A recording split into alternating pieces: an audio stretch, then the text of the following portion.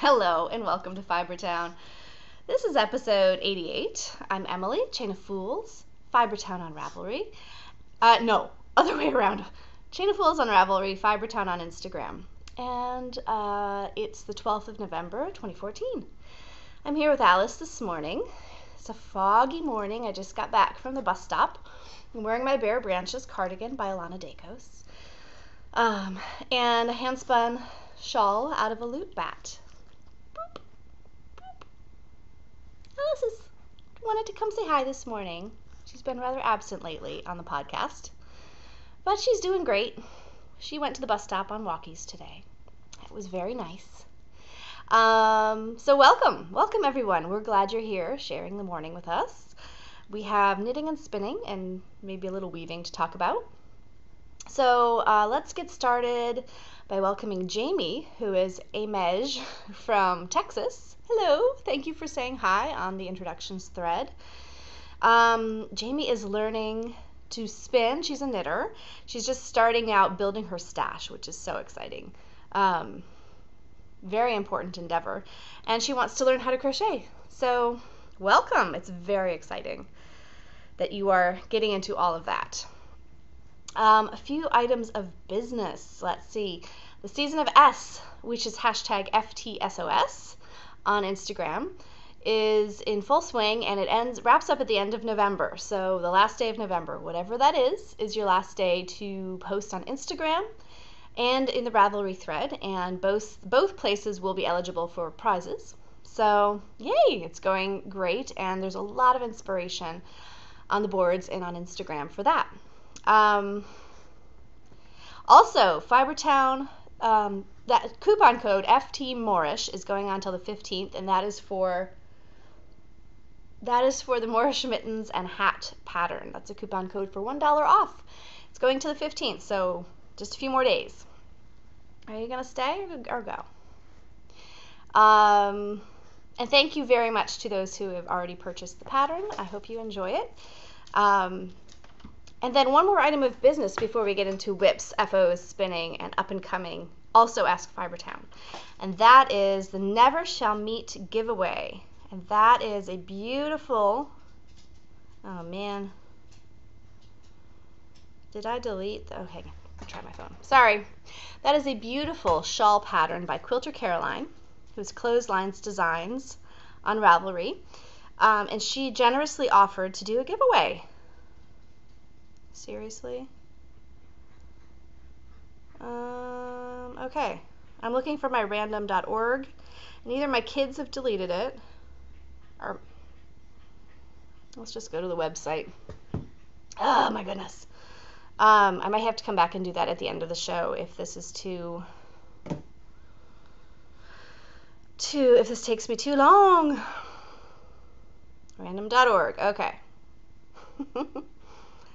What is this fuss about true randomness? Okay, so minimum, I'm going to do this live today. So it's just one giveaway. It should go quickly. So we have two, see if you can see that, right over there, 2 through 17. Generate. We have number 14. So let's see who that is. Number 14. Quilter, I will make sure Quilter Caroline knows who you are, and she can gift you the pattern. Let's see, who are you? Okay. Number 14 is Waipahu. I'm guessing she's from, maybe she has a Hawaiian influence. That sounds Hawaiian. She says she would knit it out of this gorgeousness. Oh my goodness, that will be lovely. So Waipahu, who is Rhonda from Pennsylvania, so much for the Hawaii thing. Oh yeah, she's originally from Oahu. So yay, you are the winner. So you'll be getting that pattern thanks again to Quilter Caroline. Alice is knocking at the back door. I can only think that there's a squirrel, or maybe my father's not here today. She loves to be in the backyard with him. Okay, let's talk whips. I've been pretty darn monogamous this week because my daughter's birthday is next Monday, and I've got to finish that Ginny sweater. So let's take a look. Ginny sweater is the cover sweater of the Harry Potter knits, the unofficial Harry Potter knits. And I'm knitting it out of, here we go, Princess by Classic Elite Yarns. Now, it says $10, right? I got this for 60% off. Oh yes, because it's orange. And some strange people just don't like orange. All right, so it doesn't sell very well. Here's the back. This thing is full of small mistakes, but that I can live with. I messed up one of the lace repeats after I did the sleeves and picked up again and joined the sleeves. I guess I was on the wrong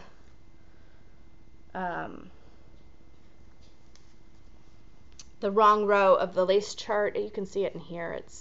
That middle bit is a little wonky, but nobody would really notice. Hang on a sec. You guys are gonna hear my call. Hello? Hello? I need new tires on my car, and I'm trying to get estimates. I'm gonna edit that out because that's just weird. Okay. Yes. So there's that. That's an issue. I started doing the increases on one of the sleeves at the wrong spot. But that should be okay too. I don't think the increases will show. The sleeves are tight. I even went up quite a bit and the sleeves are tight, and that's a known problem with this pattern. They're fine in the upper arm, but the forearms are crazy small, so I'm gonna block the snot out of it and see what happens. She's just gonna wear them because I'm not ripping it out. So I have done the buttonhole band. Looks pretty good. Picked up 2 stitches per 3 rows, and the buttonholes are very small. I almost got some buttons when I was at Looped Yarn Works in DC. I'm glad I didn't because these are going to be tiny buttons. Now, there's something that bugs me right here. Do you see that? The way the pattern is written is that when you do this bottom ribbing, you start with a purl. But then when you pick up right here, you're picking up on a purl rather than a knit. I think it looks funky. And then you get this knit, what's it called? Yeah, right here. There's just like, I don't know, where the purl joins the stockinette. Looks weird. So I don't know if that was how I would have done it. Also, I just picked up stitches, and then I looked at the pattern. You were supposed to pick up and knit. Oops. But I think it looks okay. I was a little worried my bind off was too tight, but it's okay. I think it's going to block out. It looks okay now, and it'll probably block out even better. So I am doing I've done the buttonhole band. Now I'm doing the button band where the buttons will be sewn. Then I will pick up and do the neck. And I do believe, oh, then there's the pockets. We'll see. Maybe, maybe not. We'll see. So I was kind of despairing that this was going to fit her, but I think it's going to be all right. I hope. So maybe I'll have a picture of her wearing it by next week. All right. I just uh-oh. No. Okay, I was knitting it at the bus stop. I just cast on, there's not much to show anyway, a hat out of my Joanna Spring bat. It's only the cast on. I haven't even joined in the round, so I'll show you that next time. Oh my gosh, I'm just stinking at this today. What else did I knit? Oh man.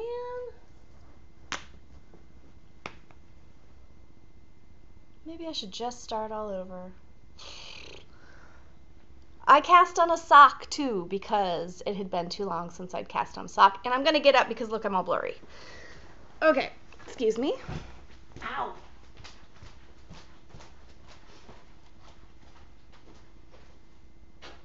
Coming back, coming back, I'm coming back. Alice is coming too. No, she's not. Come on, baby. Come on up. Hi. Okay, so You get two for the price of one.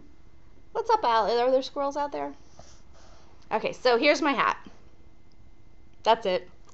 Joanna Spring Handspun. Very fun. A mix of clouds and sun. There we go. Gorgeousness. I can't wait to see how this knits up. It'll probably be for my aunt. Okay, so I cast on some socks out of Gourmet Stash. Oh, what does she call the sock base? Stout sock. And it's a superwash Corriedale nylon. I think it's a 75/25. I love this yarn. This base is amazing. The colors are super fun. I cast this on to have something to knit in my daughter's chorus concert. She always corrects me when I say choir. And I'm making up a bit of a pattern here. It's knitting up gorgeously. Sort of broken garter ridges. So if I like it, I'll write it up. I love knitting with the Corriedale. The Superwash Corriedale is amazing, and I think it's going to wear like iron. The colors are not quite true on camera, but they're just beautiful. There's, oh gosh, it's between a teal and a turquoise and a chartreuse and a silver and a gray. Beautiful. Punk rock. And it was kind of speckled. A speckled eye. I don't think I'm to the speckles yet, but I love it. I love it. And it looks like I'm ready for another garter ridge, so I'm going to put it away so I can concentrate on it later. That's really it for my works in progress. I haven't touched my scrap blanket. This is the first week since I started it. I should say scrap blankets, that I haven't touched it. And that's been because of the sweater. I really want to get it done, and I need that final push to make sure I do. I think it's going to be within the next day or two. So, depending on how much time I get to work on it. So, FOs, I don't really have any, but I did full my plaid weaving. Ooh, it smells like that fig soak. So there it is. The fringe got a little bit fold as well, and I haven't really dealt with straightening it out yet. But I would say it's very lightly fold, but it's definitely more sturdy now that it's been roughed up in hot water and soap. That's the best part of it right there. It gets wavy after that.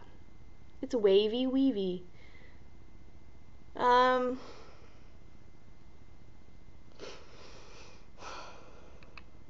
still don't know about the colors.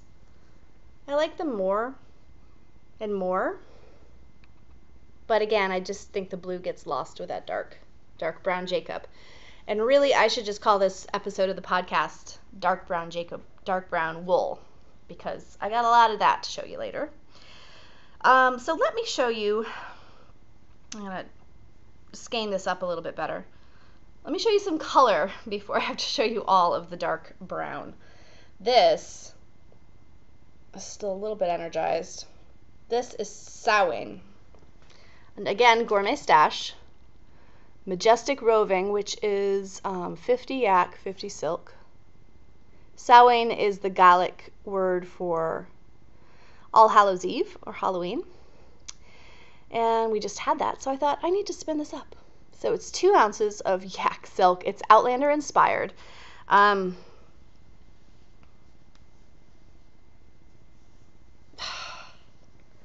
Wasn't sure how this would spin on my wheel. I spun it on the highest ratio. I don't know the numbers for that. But it spins very thin. How many yards did I get? 200 yards of a 2-ply fingering. I didn't worry about making it super thin because I just don't really love to knit with super thin yarns in general.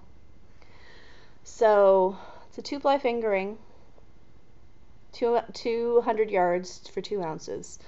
And I'm going to pair this with the Waterweed in the very same base, which is an amazing green. And the yak silk is gray. You can see bits of the undyed. It's gray naturally. So I think the dyeing when you dye on gray yarn, you just get this amazing depth of color. Amazing. In fact, some of my hand processed fleeces, I might over dye them gray and then dye them something else.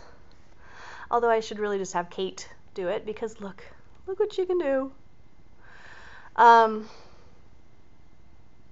So I applied this pretty, like, a little bit, with a bit of a higher twist than I usually do. And that's because I wanted to make sure it had some extra twists to hold it together. It's that, you know, the yak, I think, is like yak down, so it's barely got any staple at all. And the silk does help with that because it's long and strong.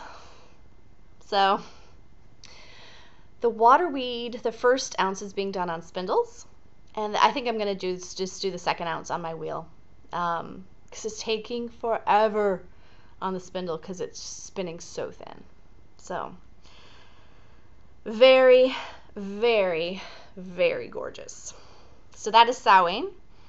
Now I made a push with the last of my Jacob fleece. I've shown you the 2/3, the two colors that I've already done. Hey Alice, what do you think of my fleece, baby? Here, wanna smell it? Good stuff. So I've got this plus a bit more, and this has all been dizzed off of my drum carder. Let me give you a nice little bit to show you. Gosh, I think this is like 6 or 7 ounces, maybe more. Can't remember. Maybe it was more like 10. All this has to do is be spun, and then I'll be done with the Jacob fleece from last spring's Maryland sheep and wool. And then we'll have to knit it. All right? Yes. Don't know what it's going to be yet. I have some thoughts. So we'll see. Okay, the last bit of spinning related stuff is my very brand new fleece that I got at not Shenandoah, Rhinebeck. I didn't pick up a fleece at Shenandoah this year, but let me show you what I've got here. I washed up a few ounces, and this is a thing that came with my dryer, and I usually like to dry my fleece on it. Let me see if I can get a good lock to show you. This is my more brown wool. Oh, Alice really likes this. Yep. Those little ears sticking up. This is so soft. It's like butter. Let me see if I got a good lock that stayed in its lockish form when I washed it. So this is a Rambouillet Corriedale cross. And my very first fleece was a Rambouillet cross. I don't know what it was crossed with, but it was super, super, super sticky. And this was pretty sticky too, but I'm better at washing now. I have some experience. So I was able to get a very nice quality after washing. So this is about the staple length. It's pretty short. It's probably around 3 inches. So this is the first fine wool. I guess Corriedale can sometimes be considered a fine wool. Just depends on the quality, the micron count and all that. Now the crimp, you can't really see the crimp post-washing, but it was beautiful. It is super, super, super, super soft. Yay! I am loving it. The sheep's name was Opal, and she's got a bits of white, very, very few bits of white in her. I'll probably just take those out. Let's see, is this one you can see the crimp a little bit better? Not really. So we'll see how she processes up. I haven't really planned it out. You know what? You can just really draft the lock out and go to town. So the fleece is lovely. It got all 5s from the judges. And I don't know. I think, my first Rambouillet fleece was so greasy, and it had so many neps when I processed it. But look, this is nepless, pretty nepless. So I have high hopes that this will process up very nicely. I'm going to put it to the side. So yeah, I want to get it all washed, but I need that basket that my Jacob is in, so I need to spin the Jacob before I wash any more. So yeah, that's what's been going on in the spinning world. My spinning world, anyway. Yeah. Okay. Pickle juice. All right. Up and coming. So this Saturday, I'm going to Frederick, Maryland, to the Knot House, which is a store I've never visited. It's a yarn store, and Gourmet Stash is having a trunk show. So I will be headed up there. I'm going to hit the Flying Dog Brewery and have lunch with my husband, a little date, and then we're going to go to the Knot House and, yeah, get see all of Kate's goodies and maybe meet some fun fiber folks from Frederick. Alliteration, anyone? So that's the plan. That's all I've got up and coming for now that I can talk about. There'll be more at a future date. Let's see. I have an Ask Fiber Town to lay upon you all. And I know it's supposed to be Ask Fiber Town, but you all are Fiber Town. This is the town of Fiber. So this is for you guys. Because it's a rather tricky question, and I want input from the group, from the community. Okay. Betty for Fiber asks a question concerning sharing patterns. She says, I am a supporter of designers and indies and am most happy to pay them for their endeavors. Thank you, Betty for Fiber. Do you or others have a good yet not holier than thou response to a friend who asks to have a pattern shared with them? I think it is rude, but sometimes friends are rude. Ain't it the truth? You love them anyway. I usually respond that it is a paid-for pattern and you can find it easily on Ravelry, etc. Sometimes I get a negative response and I just hate it. Do you, as a designer and knitter, have a better response? Thank you. I think this is straightforward and not straightforward. And the reason I say that is because before independently published patterns on the internet were a big thing, I feel like friends would consider each other's publications that they own, say knitting magazines, knitting books, to be shareable. After all, you can get them from the library, right? So, yet, there is an intellectual property component to those as well. But haven't you ever shared a knitting magazine with a friend after you're done with it? Now, when you get to self-published, I mean, that's sort of, that's a corporation. So it's kind of faceless. Although there are people who depend on their livelihood for through those publications. Now, it's not big business. It's a business, but it's not an independent business. When you have someone who's independently publishing their patterns and you share with your friends, if you think about it, you're taking away from that person, and whether or not it's their livelihood or it's just something they do for a little extra money, it's money out of their pocket. So it's not really morally that ambiguous, is it? As far as what do you say to people, I'm going to ask you guys, do you have any good examples or talking points? If you do, post them in the episode thread for this episode, of course. Something, maybe an example or a comparison that would help people understand sort of the moral of the situation. I'll leave it up to you guys. So, yeah. I feel like it's kind of been a light show today, but that's okay. How about we bring up Alice? Give you a little Alice love. Hey, baby. Want to sign off? Oh, I'm very tired. That's how Alice talks. I'm really tired. Ugh. Grumple, grumple, grumple. Do you want to say bye to the peoples? Says hello. My name is Alice.